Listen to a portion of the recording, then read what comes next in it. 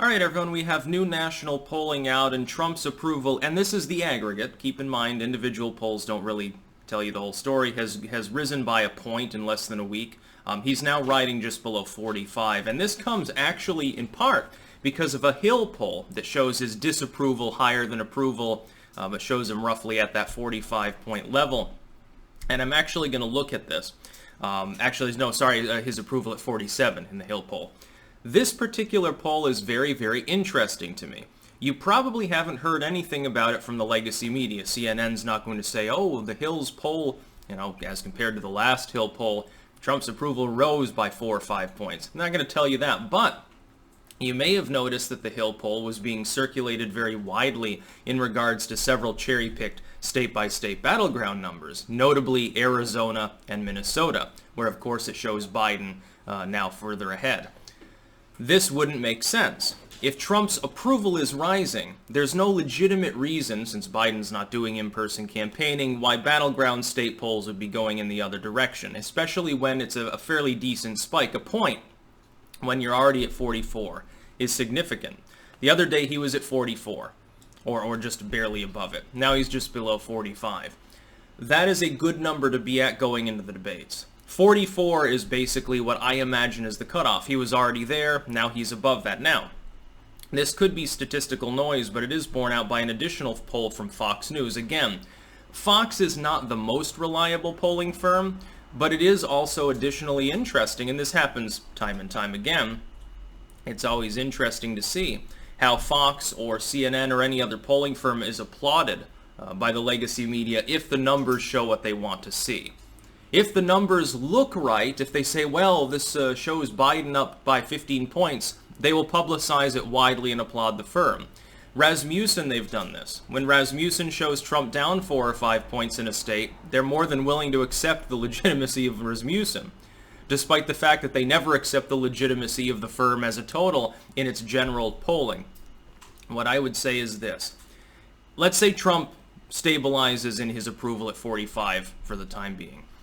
Again, my expectation is 0.5 additional points of approval per debate, which puts him perilously close to 47 already, in an election where there will probably be, if I had to estimate, a 3.5 point differential in the final results versus the aggregate. That gives him the election, essentially. It certainly maintains Arizona, it flips Minnesota, it maintains North Carolina and Florida. If you look at the registration totals in Pennsylvania, it's going to be a squeaker, but if he manages to retain that state, the election's over. He wins. The big problem, of course, is mail-in ballots.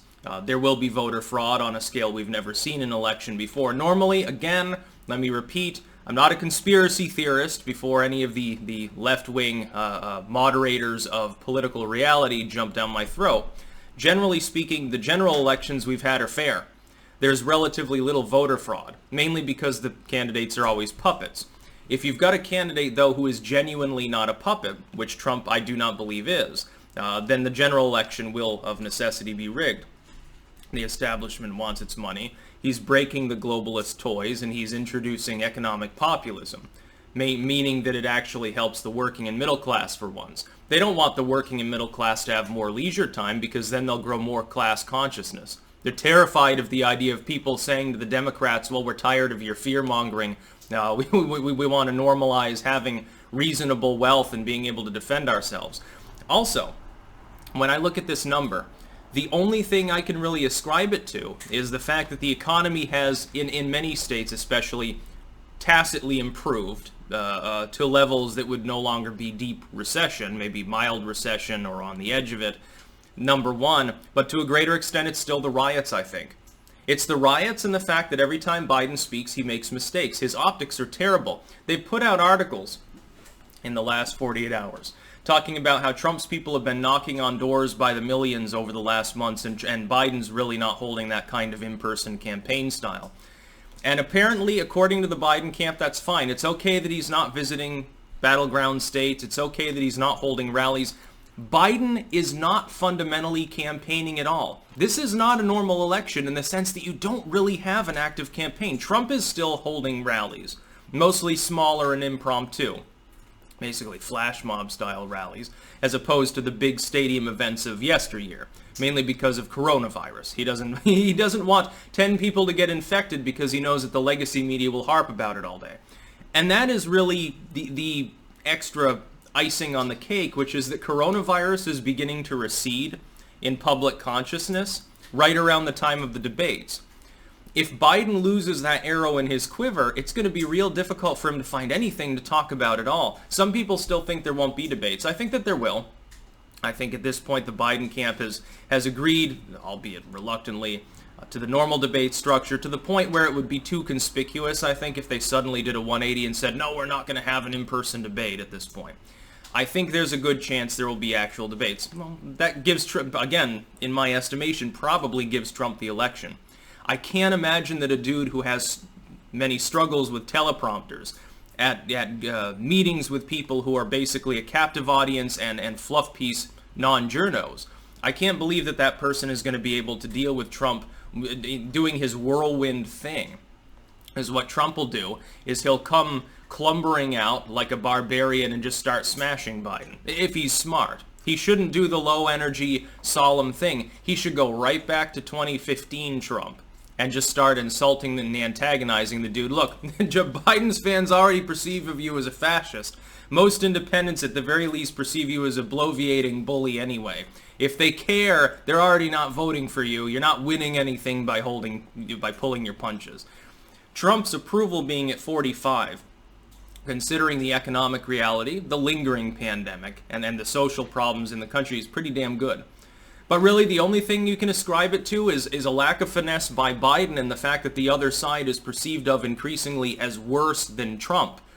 Trump had been president for 3 years and things were generally calm. Peace almost broke out in the Korean Peninsula. You got the UAE-Israel peace deal and all these other things. Really, the chaos is being fomented by Dem governors, Dem mayors, and by castrated police forces that Trump's opponent openly avows that he wants to defund. He has still, to this day, and he never will, because of political optics among the far left, Biden has not called out Antifa or BLM by name. He should be pressured to do so, much like if a group is perceived of as right-wing and does something wrong, Trump is immediately pressured to disavow them. Remember the David Duke issue from 2016? You remember that one? Most people probably don't by now. That's what happens. With Biden, nobody presses him. Oh, Biden, what are your thoughts on Antifa? Well, I disavow all violence. Well, will you disavow Antifa? They're being violent. They're burning down people's businesses. Oh, I disavow all violence, and I challenge Trump to do the same. It's a pile of steaming horse shit. And people increasingly are seeing through it. Now, if Trump should continue to rise, let's say he hits 46 or something, then barring a tragedy at the debates or something, or a health issue, then the election's basically over. Biden can only lose support as the riots continue, coronavirus recedes, as the economy at least slowly is improving back to reasonable levels. Everything is moving in Trump's direction. And this is, again, why I think that there's an 85-90% chance of Trump winning re-election. There are beginning to be neoliberals that are raising the alarm and saying, if nothing changes, then Biden's going to lose. He needs to get out there. He needs to actually campaign. He needs to stop going off script and saying weird shit. And he needs to disavow the rioting that's going on explicitly, rather than just saying, I condemn all violence, because it obviously didn't work or these numbers wouldn't be here. And when it's the Hill, again, a polling firm that generally shows Trump down below and gets big airplay from this by the legacy media, when it's showing him suddenly gaining, quite a few points, that's fairly significant, I would say. That's about all. Peace out.